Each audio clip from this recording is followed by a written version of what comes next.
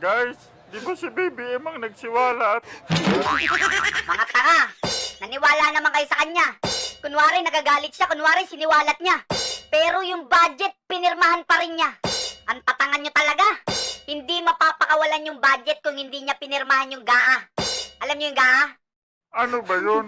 Gago ka. Ulitin mo nga uli, Mel. Lumobo na sa mahigit 17 trilyong piso ang utang ng Pilipinas. Gumagastos pa rin ang gobyerno na parang may pandemya.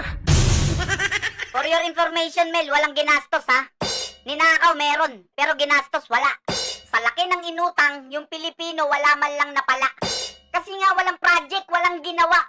Tingnan mo tong mga tangang to. Tawa ng tawa habang nagbabayad ng utang na wala man lang silang napala. Kaya nga, nag-top 3 tayo sa corrupt sa Southeast Asia.